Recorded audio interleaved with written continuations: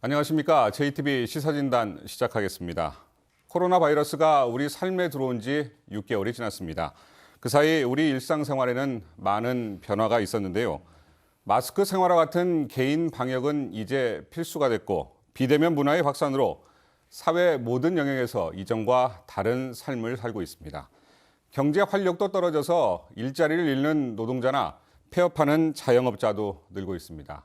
세계적으로 확진자 수가 줄지 않으면서 이제는 코로나 바이러스와 공존하는 삶을 살아야 하지 않느냐는 얘기까지 나오고 있습니다.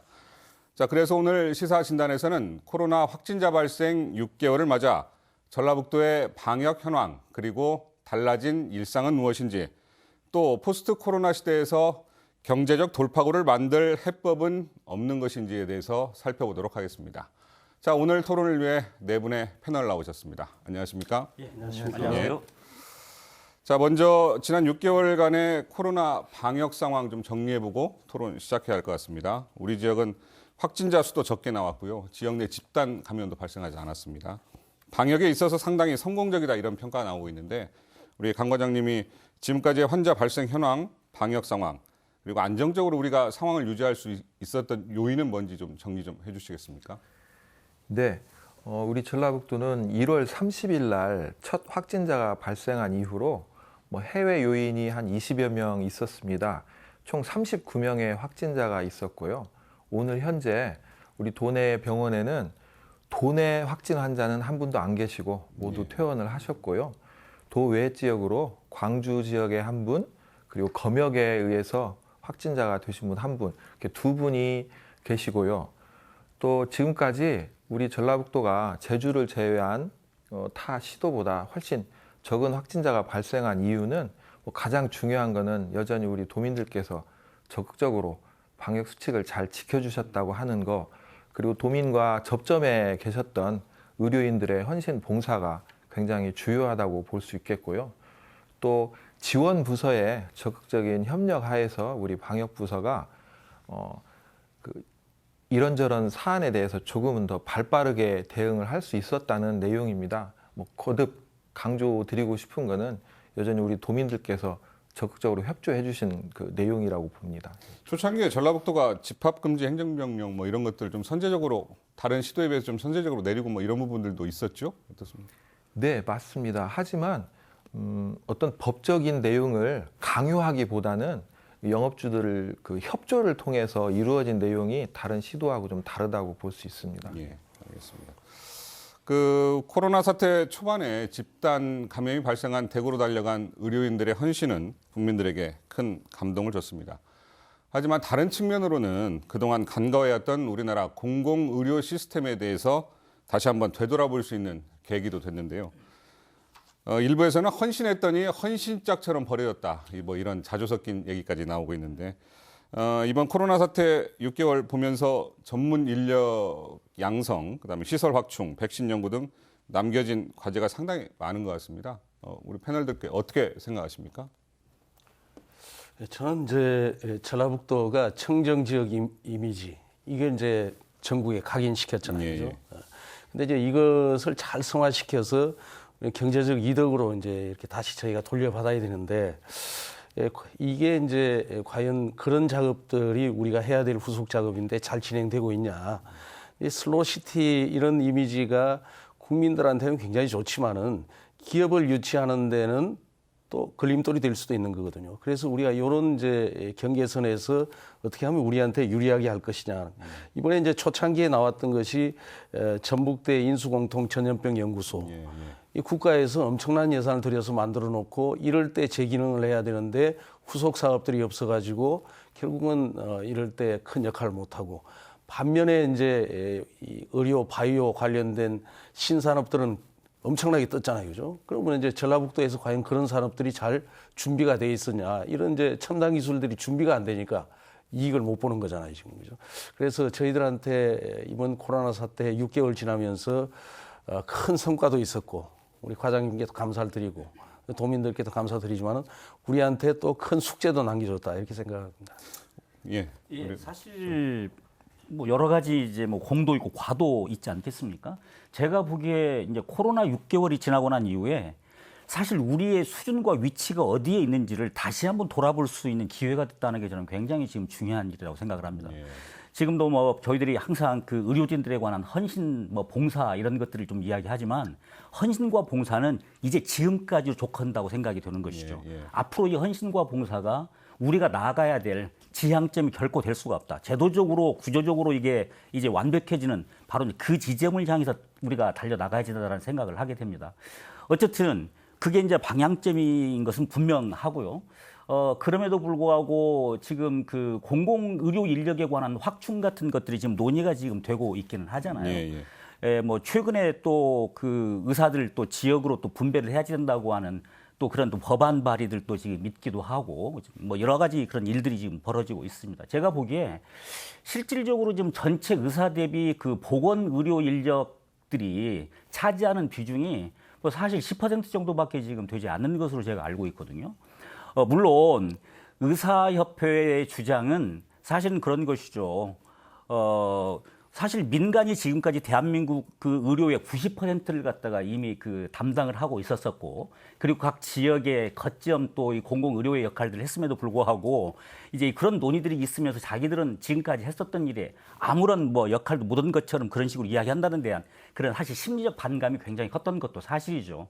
제가 보기엔 이제 어쨌든 그 논리를 뒤로 하고라도 그러나 확실한 것은 자, 이 보건 영역에서 지금 종사하고 있는 의료진의 수가 굉장히 적다는 것에 우리가 동감을 한다고 한다면 1차적으로 그 부분을 갖다가 확실하게 어떤 개입을 통해서든 우리는 만들어내야 할 필요가 있다.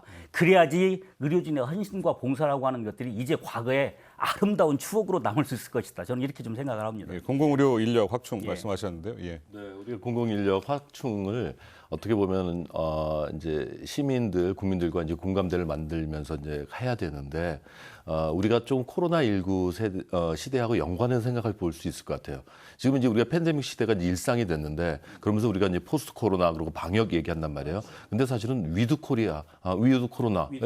그래서 우리는 코로나와 함께 살지 모른다. 그리고 지금 새로 뭐 여러 가지 변형돼서 나오는 이런 것들을 과연 우리 인류가 감당할 수 있을까? 이럴 때 우리는 우리의 태도를 바꿔야 되는 거 아닌가라는 이제 생각과 연관이 될 수 있다고 봐요. 즉 지금의 소비 패턴, 지금의 욕심들, 과도한 욕망들, 경쟁, 그리고 지금도 이제 경제 얘기하셨지만 과연 한국이 그렇게 경제적으로 계속 OECD 상위 국가로 살 필요가 있을까? 이거와 연관해서 인간이 갖고 있는 욕망과 코로나19, 위드 코로나를 우리가 고민하면 예를 들어서 이제 의대 확충 이렇게 고민해야 돼요. 이제 국민에게 설득해야 되는 거죠. 정말 우리 학생들을 교육시키고 할 때 대부분 이과 제일 공부 잘하는 애들 의대 간다. 왜 가냐? 잘 살려고 가는 거예요. 사회적 위치나 처우 같은 것들이 높으니까. 근데 이렇게 가는 의료인들, 지금 헌신도 많이 했지만 이게 정상적인 국가의 교육 패턴인가? 아니다. 그러면 의료인 수를 OECD 기준에 맞춰 늘리자. 저 개인적인 거에서는 사실 OECD 기준에 맞추려면 지금 5만 명 정도를 늘려야 돼요. 그래서 뭐 10년 내에 400명 늘린 것 같고 지금 의료인들이 막 일어났는데 이런 거는 어떻게 보면 밥그릇 문제라든지 집단 이기주의로 볼 게 아니라 코로나19 이후에 우리는 어떠한 인간을 욕망을 자제하면서 할 것인가. 그럴 때 우리는 공공의료인을 확충하고 실제 지역으로 가면 더 심각합니다. 서울에 또 다 중앙에 집중되어 있는 거고 지역의 의료인을 위해서 저는 과감하게 이때 의료인 수를 늘려야 된다. 특히 공공의료. 이럴 때 의사가 되기 위한 모든 비용들 국가가 다 대야죠. 그 비싼 비용을 치르면서 대학을 다니고 인턴, 레지던트 하면서 그걸 감당하지 않고 국가가 다 대고 대신 의료인은 공공의 선을 위해서 하는 하나의 직업이다라는 것들을 우리가 코로나19에 똑같이 가져야 될 생각이라고 봅니다. 권 과장님도 하실 말씀 있으시지 않으세요? 예. 저는 뭐 그 의사협회에서 파업을 예고하고 있는 상황이기 때문에 사실 좀 힘겨운 상황일 수도 있지만 지금이 굉장히 귀한 그 기회의 시간이라고 생각을 합니다. 왜냐하면 지금껏 공공의료 인력이 필요하다 이야기들은 많이 해왔지만 실제적으로 진척이 없었거든요. 근데 이번에 그런 다양한 이야기들이 많이 나왔고요. 산고 끝에 귀한 생명이 태어납니다. 다양한 의견들은 있을 수 있습니다. 이번에 의료 인력의 양성에 대해서도 심각하게 고민을 해서 좋은 방안이 나와야 되겠고요. 또 그 사람들이 어떤 여건 하에서 일을 하느냐에 따라서 그 결과물이 다 달리 나올 수 있습니다. 배출뿐만 아니라 그 제도를 제대로 만들어서 충분히 국민들에게 제대로 된 공공의료 서비스가 진행이 될 수 있는 귀한 기회라고 생각을 하고요.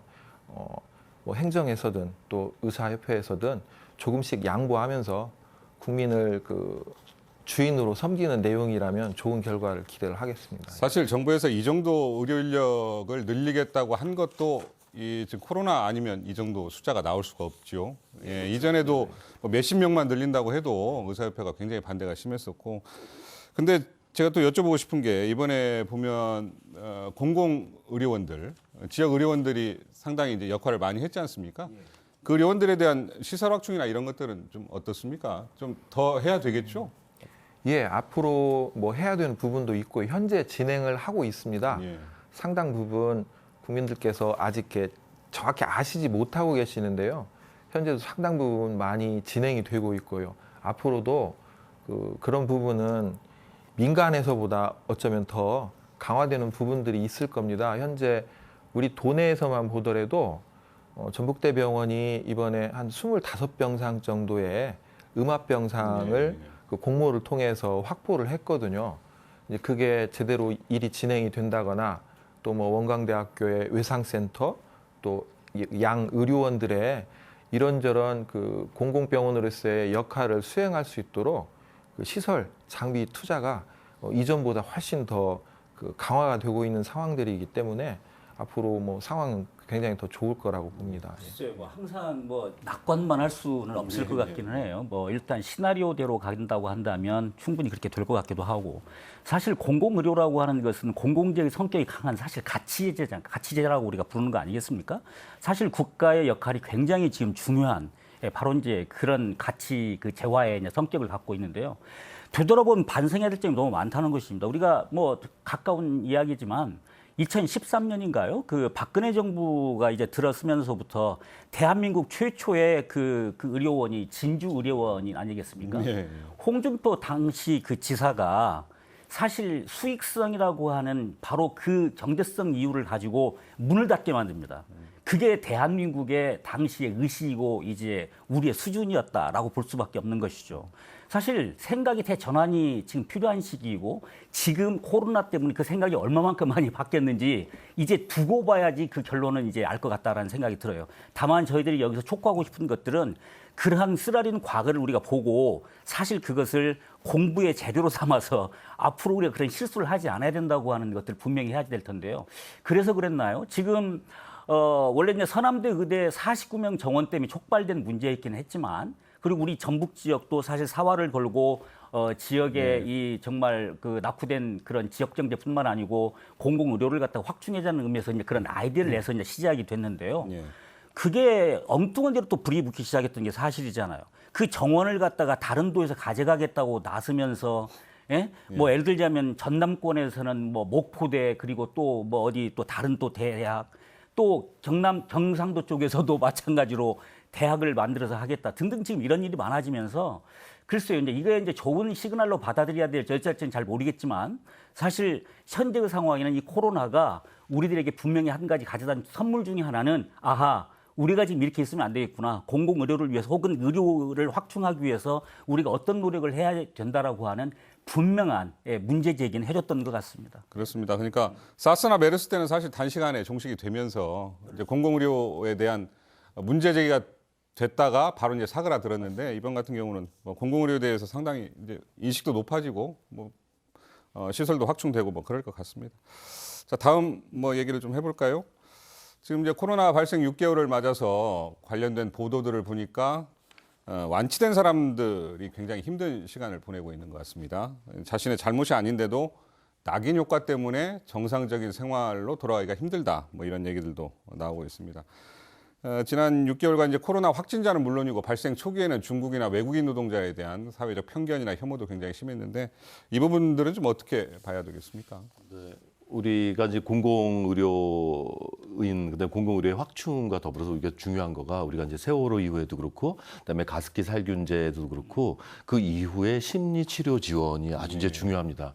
지금 이제 코로나19에서 실제 확진자로 됐던 사람, 혹은 그 위험을 있던 사람 외에도 전 국민적인 이런 감정, 정서상에서 문제들이 나오는데요. 이런 거에 대해서 지금 몇 개에서 학교에서 이제 연구를 했는데 거기서 나오는 것들이 이제 불안, 분노, 그다음에 걱정, 근심 이런 걸로 나오는데 이 문제도 결국은 국가가 해야 될 일입니다. 이럴 때 2차적으로 나오는 이렇게 심리적인 정서상의 모든 문제는 지금 직접적인 방역에서 사실은 조금 벗어나 있고 거기에 대한 예산이라든지 그런 준비도 적극적으로 돼 있지 않은 편인데 어떤 면에서 보면은 실제 코로나 사건보다도 이후에 나오는 이런 문제가 더 크게 많이 발생합니다. 실제적으로도 이런 사건 이후에 나오는 자살이라든지 이런 위험성이 실제 사건에서 한 그런 통계보다도 더 높게 나오니까 해서 지금 우리가 이제 방역을 생각하면서 똑같이 공공의료처럼 이렇게 감정, 심리상에서 이런 지원을 할 수 있는 이런 체계를 갖춘 나라를 우리가 선진국이라고 하고 체계가 없는 나라가 이제 부족한 나라라고 봐요. 우리가 가습기살균제도 전국적인 현상에서 벌써 1,500명 이상이 이제 사망한 사건인데 거기에 대해서 이제서야 전국적인 심리 치료 체계 그런 망을 지금 준비하고 있어요. 그리고 제가 이제 그걸 이제 책임지고 연구를 이제 수행을 했는데요. 이 코로나19에 대해서도 그러한 연구들이 국가 차원에서 지원돼야 됩니다. 특히 우리가 이제 자영업자, 비정규직 노동자, 일단 생과 삶에 대해서 위협을 느꼈던 분들은 여기에서 아직 통계가 안 나와서 그렇지 수많은 사람이 벌써 가정이 해체됐을 거고 그리고 자살을 했을 거고 길거리를 헤매고 있을 겁니다. 이런 것들에 대해서 우리가 이제 사회적으로 돌보는 그런 수준을 가져야죠. 굉장히 중요한 문제 말씀해 주신 것 같아요. 만약에 지금 그런 그 일종의 코로나 낙인으로 인해서 이제 그 고통을 호소하는 분들이 굉장히 많다고 하는 것을 우리 스스로가 다 인정을 한다고 한다면 저는 근본적인 질문 하나를 좀 던져야 된다고 생각을 합니다. 사실 이게 그 동선을 갖다가 이제 오픈하면서부터 시작했던 문제라고 지금 볼 수가 있는 것이죠. 자, 흔히 우리가 이야기하기를 자, 알 권리가 먼저인지 혹은 뭐 사생활 침해 이 두 가지를 놓고 지금 어쨌든 우리는 바라볼 수밖에 없는데요. 사실 그때 초창기 때는 우리가 모두가 다 인정하는 바는 이러한 논의가 사실 별로 없었던 것이죠. 그렇습니다. 솔직히 말하자면. 그래서 사실 이 동선의 공개라고 하는 것이 이 집단의 공공을 갖다가 위해서 혹은 공공선을 위해서 필요하다라고 하는 그냥 당위성을 가지고 이제 시작을 했었던 것이죠. 그래서 실질적으로 코로나 초창기에 공개됐던 동선들은 정말로 분 단위까지 정말로 저희들이 그 알 수 있을 정도로 리포팅을 해버렸고 그리고 SNS를 통해서 만들어지게 했었습니다. 자, 이런 관계 속에서 그들이 겪었었을 그런 내용들을 생각해 본다고 한다면 사실 그들이 사실 범죄자는 아니거든요. 그런 입장에서 다시 한번 좀 생각을 좀 했었어야지 된다. 물론 인권위에서도 그래서 사실 이 문제가 심각하다는 걸 알고 나중에 이제 사실 가이드라인을 이제 제공을 하죠. 이렇게 해서는 안 되겠다. 자, 그럼에도 불구하고 사실 또 두 가지 딜레마가 있습니다. 가이드라인을 제공해가지고 좀 완화가 됐다 하더라도 사실 우리들이 이번 코로나 대응에서 감사하다고 생각하는 것 중에 하나는 어쨌든 옳고 그름을 떠나서 강력한 동선 공개가 실질적으로 굉장한 우리들에게 일정 충격 효과를 줬다는 거예요. 아, 이거 함부로 경동왕동 움직여서는 안 되겠다라고 하는 것을 분명히 시그널을 줬던 것이죠. 그래서 사실 스스로가 나름 통제하고 절제하는 노력을 했었습니다. 그런데 이게 약간 느슨해지고 그리고 조금 포괄적으로 되다 보니까 사실 그 효과들이 이제 또 반감될 수 있겠구나라고 하는 그런 생각도 좀 없지 않아 있기도 해요. 어쨌든 이 문제들이 조금 먼저 우리들이 좀 사회적 합의를 좀 이뤄냈었다라고 한다면 훨씬 좀 나았을 것이다라는 생각이 좀 들고요. 동성공개 제가 강 과장님한테 좀 말씀 여쭤보겠는데 초창기 이제 그런 논란도 있었고 굉장히 곤혹스러운 점도 있었지 않습니까? 뭐 기자간담회 하면서도 뭐 이런 점은 좀 밝혀주지 않았으면 좋겠다 뭐 이렇게 당부하는 것도 저도 들었었는데 어떠셨어요? 초창기에 굉장히 어려웠을 것 같은데. 뭐 우리 최 교수님 말씀하신 대로 양측의 권리를 다 존중을 해야 됩니다. 그래서 동선은 가능한 한 많은 부분을 공개를 해야 되고요. 또 받는 도민의 입장에서는 그걸 오해를 하지 않으시면 되는 거거든요, 사실은. 근데 그게 쉽지는 않습니다. 질병이라고 하는 게 뭐 사람들한테 주는 그런 그 감염 효과라고 하는 게 외부 효과라고 하는 게 어마어마하게 크기 때문에요.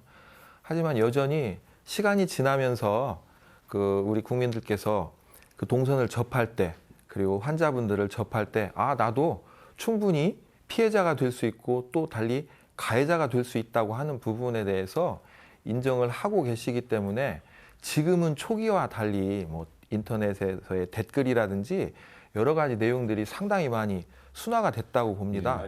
앞으로 조금 더 시간이 지나면 서로 함께 할 수 있는 그런 시간이 더 빨리 올 거라고 그런 생각합니다. 부분들은 초창기에 비해서 조금 성숙돼가고 있는 것 같습니다. 예, 제가 보니까. 이제 우리 이 얘기를 좀 해볼까요? 우리 사회가 어떻게 6개월 사이에 변했는지 이 문제를 좀 한번 얘기를 해봐야 될 것 같은데요. 뭐 혹자는 그렇습니다. 앞으로 인류는 코로나 이전과 이후 세대로 나뉜다. 뭐 이런 얘기까지 나오고 있고 그만큼 이제 급격한 변화가 이루어졌고 그 변화를 이제는 받아들여야 된다. 뭐 이렇게 해석이 됩니다.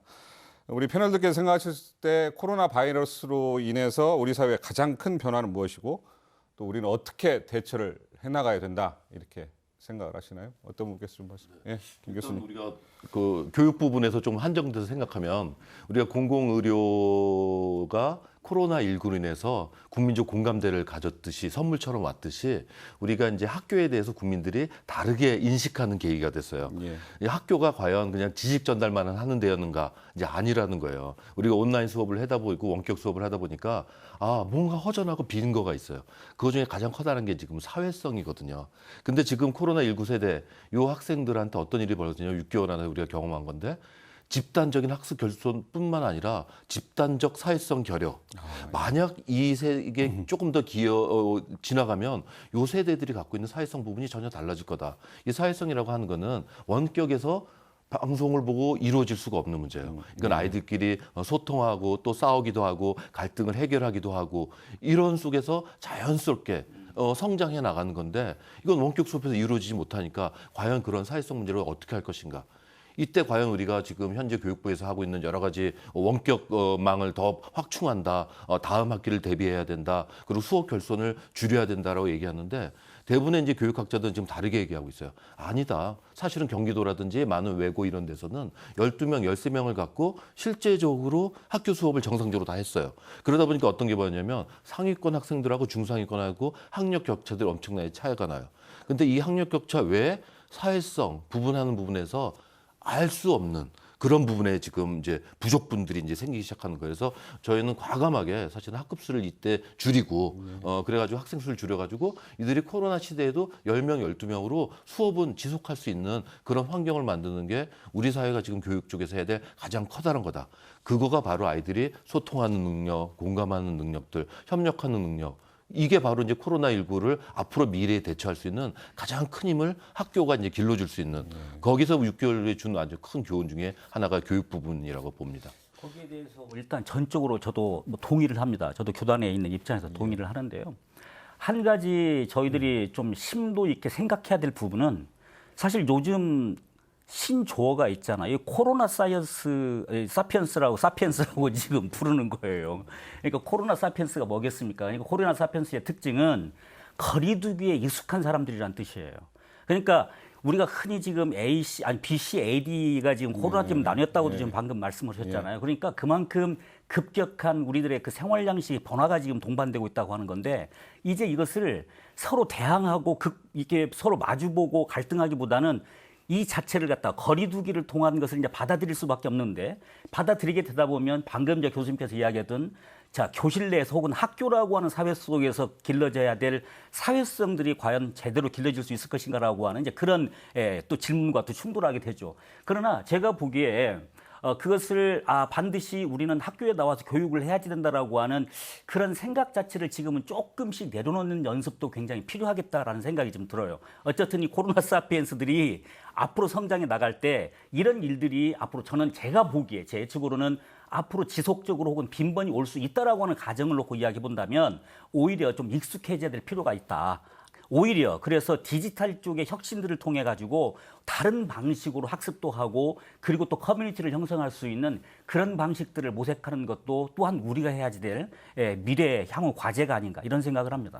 근데 다른 방식으로 봤던 그런 거 거리두기가 결국 우리가 지금 하고 있는 언택트 문화잖아요. 그래가지고 우리가 이 실제적인 미래는 뭐 그런 쪽으로 갈 거예요. 그러면서 우리가 경계해야 될 거가 뭐냐면 이 거리두기 언택트 문화가 또 다른 환경 재앙을 불러일으켜요. 당장 지금 우리가 온라인으로 어떤 걸 주문을 해요. 근데 우리가 시장에서는 바구니 하나 갖고 거기 고기도 담고 생선도 담고 과일도 담고 근데 이것들을 포장하는 모든 포장재로 해가지고 결국은 환경에 대한 새로운 침해 그리고 환경 파괴가 오기 때문에 결국은 우리가 살아가는 환경은 더 취약해질 수밖에 없거든요. 그래서 우리가 거리두기 언택트 문화 여기에 대해서 우리가 심각한 문제의식을 좀 가져야 되죠. 빛과 어둠이 공존하는 것 같습니다. 제가 봤을 때. 저는 이제 이 코로나라고 하는 어떤 그 바이러스 이거에 이제 너무 초점이 요즘 맞춰지는데 사실은 이제 큰 흐름으로 보면은 우리가 디지털 시대에 와서 어차피 가야 될 상황을 코로나로 인해서 좀 10년 앞당겨서 가는 거예요. 그래서 이런 은택 사회에 지금 예를 들어서 우리가 구매하는 걸 전부 온라인으로 하게 되잖아요. 그죠? 이 온라인으로 하다 보니까 소상공인들이 지금 죽을 지경이잖아요. 그래서 이제 제가 있는 군산 같은 데서는 이 소상공인들이나 자영업자들을 위한 온라인 플랫폼을 공공에서 어떻게 제공해 줄까 이런 걸 요즘 논의를 하고 있거든요. 근데 이게 코로나가 아니더라도 10년 뒤쯤에는 와야 되는 상황이에요. 교육도 어차피 은택 교육을 했는데 이것도 가만히 있어도 10년쯤 지금도 하고 있는데 굉장히 좀 빠르게 왔거든요. 그래서 이제 저는 이제 이걸 빨리 온 이걸 기회로 좀 삼아서 아까 이제 의대 공공의료 이런 말씀을 하셨는데 실제 코로나라고 하는 이 사태는 어찌됐든 몇 달 아니면 뭐 몇 년 있으면 진정이 될 텐데 그러고 나면 공공의료가 가장 필요한 거는 초고령 사회거든요. 지금 이제 일본에서 그저께 나온 충격적인 뉴스가 인구가 1년에 50만 명이 줄었다고 그러잖아요. 이게 이제 곧 그 파고가 우리나라로 오거든요. 그러면 일본은 세계에서 가장 빠르게 초고령 사회를 진입했는데 다음이 이제 우리잖아요. 그죠? 그럼 이걸 누가 이제 이 초고령 사회의 의료를 누가 담당할 것이냐. 결국은 이게 공공의료가 담당을 해야 되거든요. 그러니까 이런 이제 포스트 코로나 시대에 이 코로나라고 하는 것을 매개로 해서 좀 더 빠르게 우리가 어차피 가야 될 세상을 좀 빨리 가자. 전라북도는 좀 그런 데서 어떻게든지 좀 선도하는 지역이 됐으면 좋겠다 이렇게 생각합니다. 아니 우리 강 과장님 그런 얘기 들으셨어요? 그 마스크 많이 쓰고 손 자주 씻다 보니까 뭐 이비인후과, 소아과 뭐 이런 데는 이제 뭐 폐업할 지경이다 뭐 이런 얘기까지 나오고 있는데 아주 이제 이게 일상화가 돼버렸지 않습니까? 예, 뭐 코로나 이전 이후로 나뉜다고 하는데요. 코로나 이후는 아까 이 교수님 말씀하신 대로 위드 코로나로 갈 겁니다. 코로나가 아니더라도 이전으로 돌아가는 게 아니고 새로운 문화하고 함께 하는 거겠죠. 원래 문화가 바뀌려면 굉장히 이제 진통이 심할 텐데요. 어쩌면 이런 코로나 상황이 심하지 않은 진통으로도 다른 문화로 이렇게 받아들이는데 좀 유리한 여건이라고 볼 수도 있겠는데요. 의료 환경에서도 상당히 그런 부분들이 변화가 많이 있을 겁니다. 하지만 그걸 새로운 다른 그 일자리 착출로도 얼마든지 바꿀 수도 있거든요. 뭐 찾아오지 않는 의료인이라 원격 의료라 뭐 비대면 의료 물론 현재 의사협회에서 굉장히 반대는 심하게 합니다. 하지만 의사협회가 주장하는 내용을 이렇게 가까이 들여다보면 반대만을 위한 반대는 아닙니다. 전문가가 구상을 하는 대면을 전제로 한 비대면 진료를 이야기를 하고 있거든요. 그래서 정부하고 충분히 협의를 통해서 앞으로 나아갈 수 있는 내용이라고 보고요. 그런 내용으로 의료도 체계를 좀 달리 한다면은 더 많은 일자리 창출을 하면서도 발전해 나갈 수 있을 거라고 생각합니다. 그러니까 비대면이라고 하는 이야기를 지금 하고 그리고 이 비대면이라고 하는 것을 활용해서 소기의 성과를 거두려고 한다면 그래서 지금 디지털 혁명이 지금 있어야 된다는 이야기 아니겠습니까? 그래서 요즘에 지금 화두가 되고 있는 게 그 뉴딜과 관련돼서 지금 디지털 뉴딜 뭐 이런 이야기를 지금 하는 거 아니겠어요? 제가 보기에 그렇습니다. 그러니까 그 디지털 뉴딜이라고 하는 것이 성공하기 위해서 우리가 또 거기에 또 뭐 또 사실 환경과 관련된 또 그런 뉴딜도 이야기하고 다 그러겠지만 사실 시스템을 덮어준다고 그래가지고 곧바로 그것이 성장하고 그리고 그것이 가시적인 성과를 내는 게 아니라고 보는 거예요. 자, 바로 이 디지털 뉴딜이 됐던 혹은 뭐 그린 뉴딜이 됐든지 간에 이것들이 소기의 성과를 내기 위해서는 휴먼이라고 하는 바로 이 인적 자본이 투자하는 것이 필요하다라고 하는 것이죠. 그러니까 이 휴먼 뉴딜이라고 하는 것은 사실 우리가 흔히 이야기하는 사회적 안전망이라고 생각해도 크게 다르지 않습니다. 사람에 투자하고 사람이 그래서 살 수 있고 행복을 누릴 수 있도록 해준다고 한다면 이런 것들도 훨씬 더 원활하게 잘 함께 성숙해 나갈 수 있을 거다라고 좀 생각이 좀 들기는 하거든요. 그런 입장에서 봤었을 때 사실 디지털 뉴딜이 됐던 또 혹은 뭐 그 생태 쪽에 우리가 이야기하는 환경 뉴딜이 됐던 그러나 마지막으로 그것을 일자리로 저는 그 방점을 찍는 것은 별로 제가 보기 개인적으로는 마땅치는 않아요. 그런 것들은 함께 동반돼서 오는 것이 그걸 목표로 지향해서 가는 게 아니거든요. 제가 보게 될 때. 물론 궁극적으로 일자리 창출을 이야기를 하겠지만 오히려 바닥을 튼튼히 하는 역할들을 갖다가 우리 이 문정부에서도 조금 더 좀 적극적으로 좀 접근을 좀 했으면 좋겠다 이런 생각이 이후에는 좀 그런 들었습니다. 사회적 안전망에 대해서 굉장히 그렇죠.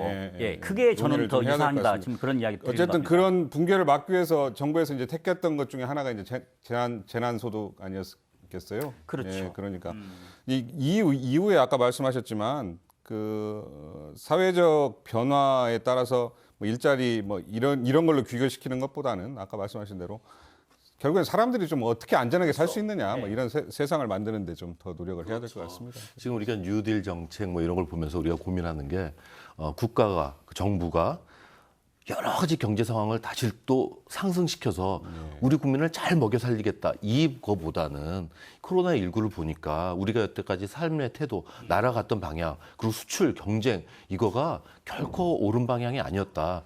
그리고 우리가 갖고 있는 여러 가지 자산이 그렇게 부족하지도 않다. 지금 수도권에 집중돼 있는 것들을 분산해 나가면서 그리고 부가 집중돼 있던 것들을 해소해 나가면서 공동체가 같이 살 수 있는 방향으로 좀 가자. 그래서 충분히 우리가 갈 수 있거든요. 그래서 막 이걸 막 뭐 바이오, 뭐 뉴딜 뭐 해서 막 또 막 경제 성장보다는 이게 오히려 한국이 갖고 있는 정체성을 살려가는 그쪽으로 가는 게 맞을 것 같아요. 국가는 그런데 뭔가는 또 내놔야 하지 않겠습니까? 그래서 이제 놔야 되죠. 그런데 그래서- 너무 초조해할 필요는 없을 것 같아요. 제가 뭐 보기에는 뉴딜 얘기가 성과주의적인 네. 생각을 갖는 그런- 것은 좀 예. 해방이 되는 것도 필요하다. 뭐 이렇게 생각이 알겠습니다. 듭니다. 지금은 이제 어쨌든 우리 사회 변화에 대해서 좀 얘기를 해봤고요. 이제는 이제 포스트 코로나 극복한 이후 얘기를 좀 해보도록 하겠습니다.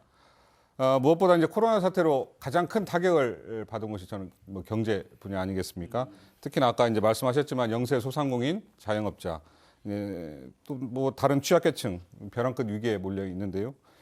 그 어떤 분이 그런 얘기를 하더라고요. 재난의 고통은 사회의 가장 취약한 곳을 먼저 때린다. 뭐 이런 얘기 하시던데 결국엔 사회적 취약계층이 재난의 고통을 온몸으로 받아들일 수밖에 없다는 얘기인데 어떻습니까? 주변에 보시기에 취약계층 굉장히 큰 고통을 겪었다고 보시는 거죠? 그렇죠. 기본적으로 뭐 이것은 여러 가지 연구 결과로도 나오는데 최근에 연구 결과를 보더라도 소득 수준이 높은 지역에서는 실질적으로 뭐 그런 뭐 실업이랄지 소득이 감소랄지 그리고 이런 코로나로 인한 그런 타격들을 상대적으로 적게 받는다. 이것은 우리 대한민국 문제뿐만 아니고 전 지구적 영향들입니다. 이게 그런 걸 놓고 본다고 한다면 하나로 크게 정리해 볼 수가 있죠. 그러니까 소득 수준이 낮거나 사회적으로 힘든 부분에 지금 위치하고 있는 사람들은 이 코로나를 이 공격으로부터도 훨씬 더 강력한 공습을 받을 수밖에 없는 그런 지금 구조적인 상황이 놓였다라고 볼 수밖에 없는 것이죠.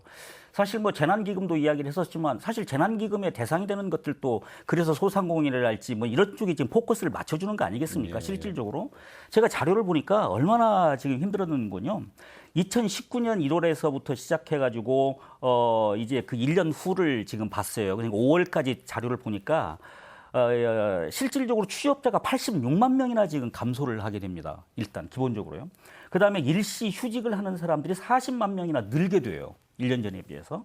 그리고 실업자도 31만 명이 증가를 하게 됩니다. 이게 이제 5월 그 고용 동향에 나와 있는 통계 지금 지표인데요. 이것만 보더라도 코로나가 실질적으로 자, 이 소규모 그리고 또 그 정말로 힘든 일용직을 뭐 이렇게 하고 있는 이런 분들에게 비정규직 이런 분들에게 훨씬 더 강력한 정말 그 형벌과 같은 그런 아픔을 좀 주고 있다. 지금 이렇게 지금 충분히 봐도 될 것 같습니다. 3월에 제가 보니까 어디 통계치를 보니까 3월에 우리 전라북도 일시 휴직자가 전년도에 비해서 한 1000% 정도 늘었더라고요. 예. 그 전라북도의 여러 가지 이제 통계들을 보면 어떻게 보면 전국 최하의 경제 성장률, 네 그리고 인구가 빠져나가는 비율은 전국에서 제일 높고, 그리고 실제 비정규직의 비율이 전라북도가 제일 높아요. 그러니까 이제 전라북도가 굉장히 이제 심각한 상황인데 거기다 코로나19까지 겹치면서 정말 어려움을 겪었죠. 근데 사회적 취약계층에 지금 얘기하는 자영업자라든지 그다음에 비정규직 외에 전라북도에 또 많은 숫자들이 장애인들이에요. 이번에 장애인들 같은 경우는 시설 장애인들은 코로나19에서 마스크 오브제, 마스크도 못 샀어요. 그 마스크 사러 뭐 우리 주변에 사는 사람도 약국에 못 갑니다. 그러니까 다행히 전라북도가 청정구역이고 우리 강 과장님처럼 이렇게 영웅들이 헌신해서 이분들에게 직접적인 피해가 안 가서 그렇지, 만약 피해 상황이 오고 코로나19가 다른 지역처럼 확산이 됐다면 이분들은 결코 자기 삶을 유지하기 힘들 정도였어요. 그쪽은 우리 아직 대상조차 안 됐던 거예요. 거기에 전라북도가 하는 여러 가지 경제 정책이라든지 취약계층이라든지 정책 이런 것들을 다른 도하고 비교할 때 그것도 마찬가지로 낮은 수준이에요. 일단 경기도하고 비교 뭐 상대적으로 안 되지만 경기도에 전 10분의 1만 좀 쫓아가라. 그랬어도 이렇게 취약계층과 어려운 계층들이 훨씬 더 나은 공간을 가질 수 있었거든요. 그래서 저희가 정말 긴장을 해야 됩니다. 이분들에 대해서 전라북도에서 제일 많이 발생하는 사람들에게 어떻게 해줄 수가 있을까? 돌봄 서비스에 투입되는 인력들도 굉장히 많이 줄었다고 하더라고요. 그럼요. 계속 할 수밖에 없는 게 이 인력에 대한 지원들이 이루어지지 않고 개인적인 지원 못하고 또 실제 여기 공급하는 처에서도 이거를 근거에 대한 예산들을 투여를 못해요. 그러다 보니까 결국은 외롭게 고립되고 있었던 그건 고령층도 마찬가지고 이제 어려움이 지금 이제 계속 반복되고 있는 거죠.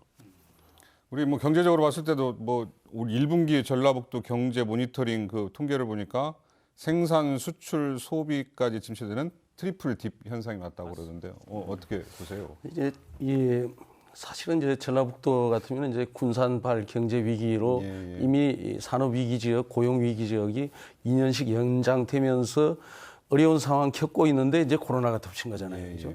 그러니까 이럴 때는 이제 경제계에서 투자를 또 멈추게 되거든요. 그러니까 기업 유치를 하려고 굉장히 노력을 하고 있었는데 갑자기 이게 또 멈추게 되고 그래서 지금 어려운 상황이 뭐 한두 가지가 아니죠. 사실 이스타항공 같아도 이제 수도권에 주력하고 있었지만은 군산 소재의 기업이었잖아요. 그죠? 근데 이제 이스타항공은 지금 뭐 거의 청산절사처럼 이렇게 이제 진행이 되고 있고 하다 보니까 지역 경제가 보통 어려운 게 아닙니다. 그래서 아까 그 유 교수님도 말씀하셨는데 사실 전라북도가 치유 산업 이런 것들이 군산 같은 데는 위기 지역이기 때문에 이걸 극복할 때에 이 치유에 대해서 많은 투자를 했어요. 왜냐하면은 너무 심리적으로 지역이 불안하기 때문에 정부에서는 투자를 많이 했거든요. 근데 이번 이제 그런 경험이 이번에 이제 과장님도 나와 계시니까 전라북도 전체로 좀 확대돼서 전라북도가 그런 데에서만큼은 좀 먼저 앞서갈 수 있도록 이런 그 심리적인 안전을 취하는 조치가 좀 필요할 것 같고요.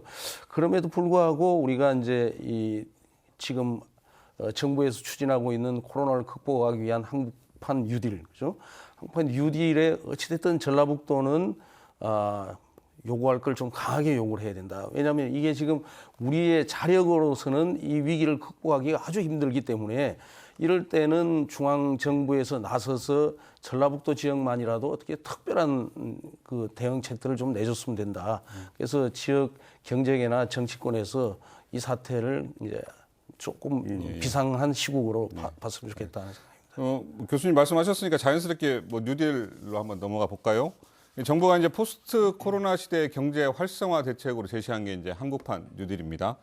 디지털 뉴딜과 그린 뉴딜을 통해서 경제는 물론이고 뭐 기후 위기까지 극복하겠다 그런 의지를 표명했는데 어떻습니까? 큰 틀에서 그 추진 방향은 일단 맞다고 보시는 건가요? 그럼요. 그러니까 나름대로 이제 정부가 이제 그런 역할들을 해야 되는데 아까 말씀드린 것처럼 이런 뉴딜 정책이 과거에 수출 위주의 경제 성장. 근데 내용만 환경이라든지 이런 걸로 바꿔서 하는 게 아니라 수출 위주의 경제 성장 자체를 포기하자 과감하게. 그리고 행복하고 공동체가 공존할 수 있는 그런 체계로 좀 만들어가자. 그런 거에서 가장 중요한 거가 수도권 분산이거든요. 그럼 수도권에는 많은 지금 어떻게 보면 뭐 청와대도 옮기고 뭐 국회도 옮긴다 그러는데 전라북도에서 좀 아쉬운 건 좀 그거예요. 아니 행정도시에 왜 국회가 가냐? 그건 입법인데. 그래, 국회는 전주로 와라. 뭐 이런 것도 좀 부리고 아까 말씀하신 교수님 되게 중요한 거거든요. 정치인들의 역할들이 바로 그런 겁니다. 현대중공업이라든지 이런 대우 사태 이런 걸 볼 때 완전히 정치인들이 헌신하고 나서서 고용, 우리 그 공존하기 위해서는 이렇게 멈출 수는 없어. 그리고 대통령의 공약이야. 대통령의 공약을 마지막까지 안 지키면 돼. 어떤 방식이라든지 해라. 아니면 현대중공업 다른 데랑 합병하는 거 막어라. 이 공정거래위원회는 막을 수가 있거든요. 이렇게 해가지고 정치인들이 역할을 해야 돼요. 왜냐하면 전라북도가 전국적으로 제일 취약한 상황이거든요. 제일 어렵고 어려운 사람들이 제일 많고 그래서 뉴딜 정책이 지금 말씀하신 대로 전라북도를 특별 지역으로 보고 그리고 전라북도가 특별 지역인 거는 전라북도 자체 내에서 노력을 좀 안 해요. 좀 많이 해요. 그냥 우아하고 행정 정책들이. 그러니까는 여기는 조금 불쌍한 지역으로 보고 강력하게 정부의 뉴딜 정책에 이제 전라북도를 지원하는 그렇게 하시면 전라북도가 사실 계속 공존하기 힘들어집니다. 불쌍한 얘기라고 너무 좀 씁쓸해서 저는 다른 각도에서 좀 중앙정부를 좀 비판을 좀 하고 싶어요. 사실 지금 저희들 지금 한국판 뉴딜이라고 이야기를 하고 있잖아요. 사실 이 개념이 글쎄요. 저는 개인적으로 받아들일 수는 있죠. 그러나 이게 완전히 새롭고 신선한 게 아니라는 것이죠. 우리 다 아시다시피 작년에 2019년도가 지금 정부에서 사실 포용적 혁신 성장의 해라고 지금 발표를 했었습니다. 다 아십니다. 그 안에 들어가 있었던 내용이 포용적 혁신 성장의 핵심들이 바로 지금 한국판 뉴딜로 지금 다시 지금 모양을 바꾸게 된 거예요. 제가 이야기할 때 좀 정책의 일관성을 떠나가지고 좀 혼란을 조금 좀 줄일 수 있는 방식으로 나간다고 한다면 훨씬 더 정책에 관한 일종의 그 뭐라고 그럴까요? 그 집중도가 좋아질 것 같은데 일단 그 점이 좀 많이 아쉽다. 일단 생각을 좀 제가 하고요. 전라북도만 놓고 보면 그렇습니다. 실질적으로 좀 제가 칭찬을 좀 하고 싶은 이야기는 미리 이것들이 올 것을 대비를 해서 그랬던지 아닌지는 잘 모르겠지만 뭐 전북연구원이나 우리 전북도나 등등 해가지고 벌써 사전에 한 100여 가지 정도 일단 그 사업들을 갖다가 발굴도 해내고 하는 그런 역할들을 했었습니다. 그러니까 기본적으로 그런 노력들이 전제했었을 때 이런 새로운 물결이 왔었을 때 거기에 배를 띄우고 빨리 노를 지금 저을 수 있는 거 아니겠어요? 그런 입장에서는 저는 굉장히 좀 잘했다. 일단 좀 박수를 좀 쳐드리고 싶어요. 저는 이제 자연스럽게 그 얘기를 좀 하려고 합니다. 그러니까 정부의 그 한국판 뉴딜이나 이렇게 제시한 그 추진 방향이 맞다고 하면 우리 정부의 뉴딜 정책과 연관해서 전라북도도 이제 전북형 뭐 뉴딜 정책 발굴에 들어갔지 않습니까? 그리고 최근에 이제 서남의 해상풍력 그 대통령도 왔지만 지역이 선도하는 그린 뉴딜이 이제 시작됐다. 대통령도 이렇게 지적을 했습니다. 그래서 우리 침체된 지역 경제를 살리기 위해서 전라북도의 준비와 대책은 좀 뭐가 필요한지 좀 말씀을 좀 해주시겠어요? 예, 지금 이제 정부 정책은 이제 크게 디지털 뉴딜하고 그다음에 그린 뉴딜, 그다음에 이제 사회 안전망 구축 이렇게 이제 세 가지 틀로 진행이 되고 있는데 저희 전라북도가 그 중에서 사실 취약한 부분이 디지털 뉴딜 부분이 상당히 취약합니다. 제 이제 정부의 중점 추진 과제 1번 과제가 데이터 댐이라고 하는 상당히 생소한 용어를 대통령께서 사용을 하셨는데 과연 이런 데이터 댐, 우리가 흔히 얘기하는 빅데이터, 인공지능 이런 거에 대해서 정부가 1번 과제로 추진하겠다는데 전라북도는 거기에 응모할 사업이 뭐가 있을까라고 보면은 준비가 좀 덜 돼 있어요. 이제 그런데 반면에 이제 그린 뉴딜 이 부분에 대해서는 상당히 또 아까 지금 최 교수님 말씀하신 대로 전라북도에서 일찍부터 준비를 하셔가지고 지금 뭐 해상풍력도 말씀하셨지만 그것도 지금 이제 실정 단지가 추진 중에 있고 그다음에 새만금의 이제 수상태양광, 그다음 이제 여러 가지 그 에너지 사업들 화석 연료를 친환경으로 바꾸는 수소차 뭐 이런 사업들이 이제 완주에서는 또 수소차 준비가 되고 있기 때문에 요걸 좀 잘 엮어서 이번 기회에 전라북도가 그린 뉴딜을 선도하는 그런 지역으로 좀 초대형 어젠더를 좀 발굴해서 적극적으로 나서야 되지 않냐. 그리고 제가 이제 항상 이런 정치적 성격의 사업이라고 좀 이렇게 좀 보고 싶어요. 왜냐하면 이게 꼭 가야 되는 사업은 맞는데 우리나라가 꼭 정권이 바뀌게 되면은 아무리 좋은 사업도 꼭 다음 후임자가 그걸 좀 뭔가 자기 걸로 바꿔보고 싶은 거예요. 그래서 이제 지금 저는 그린 뉴딜을 강하게 추진할 때 일단 초단기 과제에 좀 집중했으면 좋겠다. 그래서 한 2년 정도의 너무 어려운 지역이니까 일단 2년 정도에 집중해서 성과를 거둘 수 있는 사업을 중점적으로 육성하면 어떻겠냐 이런 생각을 좀 가지고 있습니다. 우리가 이제 현실을 좀 명확하게 봐야 되는데 우리가 이제 새만금을 중심으로 해가지고 여러 가지 친환경 에너지 여러 가지를 만드는데 실제 거기에 전북의 인구가 투여될 수 있는 숫자. 그러니까 인력, 그 일자리 창출이죠. 그리고 거기에 대한 이득을 전라북도에 남기게 할 수 있는 거에서는 사실 우리가 생각하는 기대보다 훨씬 떨어져요. 그러니까 실제적 도움들이 많이 되는 그런 건 아니라는 거예요. 정말 실제적 도움이 많이 될 수 있는 거 예를 들어서 수소경제 시범도시 같은 경우에요. 근데 가만히 들여다보면 전주시에 수소경제로 할 수 있는 인프라가 하나도 없어요. 연구소가 하나가 있는 것도 없고 회사가 있는 것도 없고 그리고 완주에 이제 몇 개 있는 거예요. 그리고 실제 그것들을 수소경제 가지고 수소차하고 연관하려면 결국은 중요한 게 수소차에 들어갈 수 있는 용기나 이런 것들을 연결해서 만들어야 되는데 사실은 가능성은 있거든요. 실제 탄소로 해가지고 그 용기를 만들고 그 용기를 일단 장착하기 시작하는 거를 전라북도에서 하면 실제 그런 건 이득이 되는 거예요. 남는 거고 인력 일자리가 창출하고 그런 거에서 면밀한 계획들을 발표를 아직까지 못 하고 있어요. 계획도 못 세우고 있고. 그러니까 실제 도움이 되고 실제 발전하고 경쟁력 있는 거에 대한 것들은 좀 전문성을 갖고 해야 돼요. 그 전문성이 지금 여실하게 떨어진다는 거죠. 근데 우리가 포항, 울산, 대구, 구미 이런 데 보면 그런 데 계획서를 내고 그런 데 준비하는 거 보면 확실히 차이들이 나요. 아까 이 정발연이라든지 여러 군데 얘기했는데 그 수준이 떨어지는 거예요, 지금. 떨어지는 걸 떨어진 대로 인정을 해야 그다음에 그걸 극복할 수 있거든요. 근데 인정을 안 하고 그렇게 넘어가요. 그리고 대단히 스스로만 칭찬해요. 칭찬해서 왜 경장 성장률이 0%겠어요. 5년 전에도 큰 희망이 있을 것처럼 얘기하고 10년 전에도 큰 희망이 있을 것처럼 얘기했는데 실제 결과로 아니잖아요. 지금대로 하면 5년 후도 마찬가지거든요. 최현성 교수님, 아까 이제 초장기 과제에 좀 집중하자 이렇게 말씀하셨는데 예를 들면 뭐 어떤 것들이 좀 있으실까요? 지금 이제 교수님 좋은 말씀해 주셨는데 지금 전라북도에 추진되고 있는 대형 사업들이 대부분이 발전 사업이에요. 이 발전 사업이라고 하는 게 우리가 이제 발전이라고 하는 첨단 기술을 가지고 있지 않기 때문에 기술과 자본이 전부 외부에서 들어오게 되고 반면에 고용이 거의 없어요. 그러니까 이제 그래서 지금 이제 이것을 그렇다고 해서 그걸 포기할 것이냐, 이게 이제 하나의 매개가 돼야 되거든요. 지금 말씀하신 대로 우리가 이런 발전 사업을 거대한 걸 갖고 있게 되면은 그 발전 사업에 투자되는 나머지 사업들을 갖다 같이 해야 되거든요. 그러니까 지금 아까 이제 수소도 막상 수소 자체의 수소를 어떻게 만들 것이냐, 만든 것을 어떻게 저장할 것이냐, 저장된 것을 어떻게 옮길 것이냐, 이게 준비가 없는 거예요, 저희가.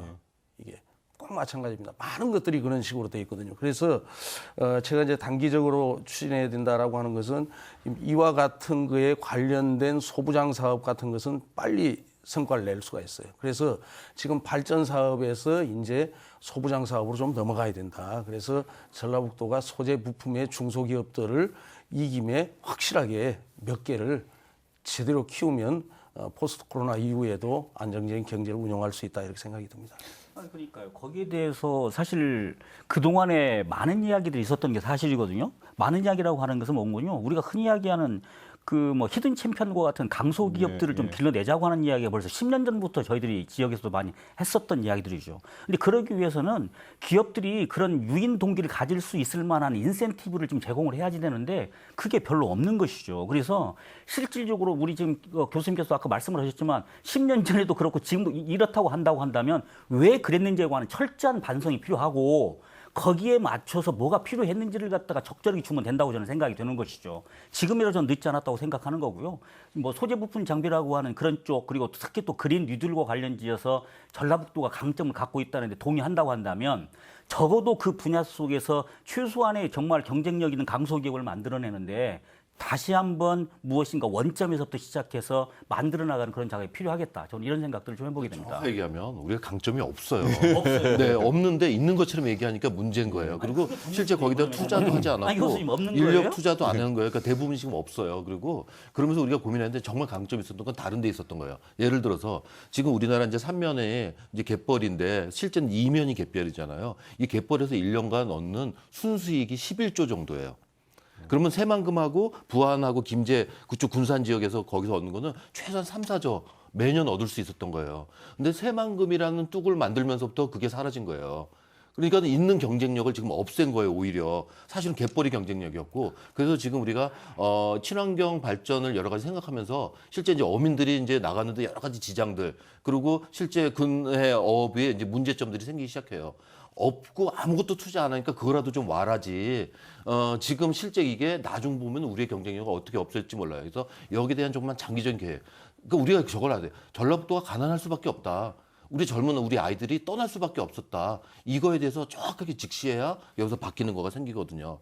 그리고 자꾸 우리는 포장하듯이 뭔가 우리 이 부품 산업이라든지 소재 이런 것들을 할 수 있는 것처럼 얘기하는데 그 기반 자체가 없어요. 그리고 거기에 대한 투자도 없고 거기에 대한 지원도 없고 이런 게 제일 떨어지는 데가 전라북도예요. 그러니까 뭔가를 좀 만들어 보자고 지금 그 정부에다 요구를 하고 뭐 하는 거 아니겠습니까? 근데 참 어려운 문제긴 합니다. 교수님 말씀 이제 오르시고 다만 이제 오늘 주제가 이제 새만금 환경 문제는 또 이제 굉장히 어려운 문제고 지금 뭐 좋은 말씀해 주셨으니까 이제 다음 기회에 또 있을 것 같고요.